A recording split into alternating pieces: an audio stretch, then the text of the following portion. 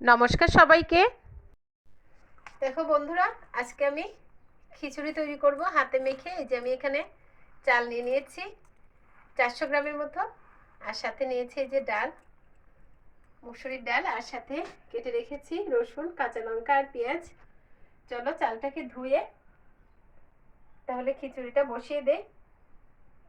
এই যে দেখো, চাল আর ডালটাকে কিন্তু আমি আগেই এভাবে ধুয়ে নিয়েছি, আর সাথে এখানে পেঁয়াজ, রসুন আর কাঁচা লঙ্কা, আর দিয়ে দেব তেজপাতা, জিরে, দুটো এলাচ, দুটো দারচিনি, আর সাথে নিয়েছি একটু আদা কুচি। আমি সবই কিন্তু একবারে দিয়ে মেখে এই খিচুড়িটা তুলে দেব। দিয়ে দিলাম লবণ,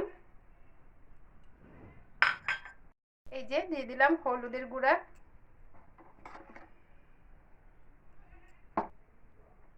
এই যে দেখো হাফ চামচের মতো দিয়েছি জিরের গুঁড়া। এখন দিয়ে দেবো সয়াবিন তেল, তবে সরিষার তেলেও কিন্তু এই রান্নাটা বেশ করা যায়। তাই তো সবকিছু কিন্তু একবারে দিয়ে দিয়েছি। এখন আমি সুন্দর করে হাত দিয়ে মেখে পরিমাণ মতো জল দিয়ে তুলে দেব খিচুড়িটা। এভাবে খিচুড়ি রান্না করলেও কিন্তু খেতে খুবই সুন্দর লাগে।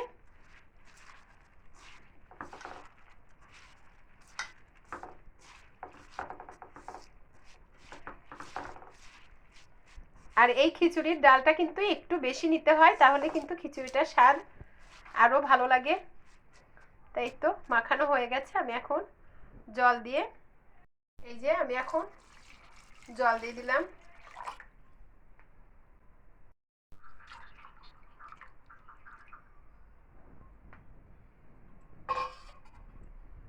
দেখো এখন আমি এটা অবশ্যই ইন্ডাকশনে করব, তা আমি ইন্ডাকশনে তুলে দিচ্ছি।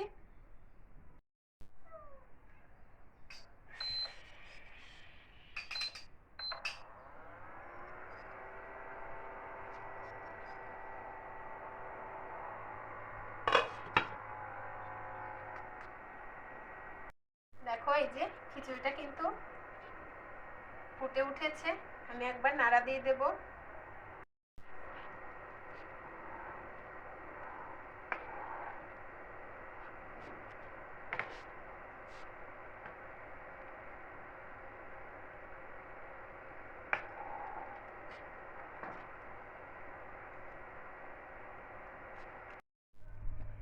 দেখো বন্ধুরা, খিচুড়ি কিন্তু অলরেডি হয়ে গেছে।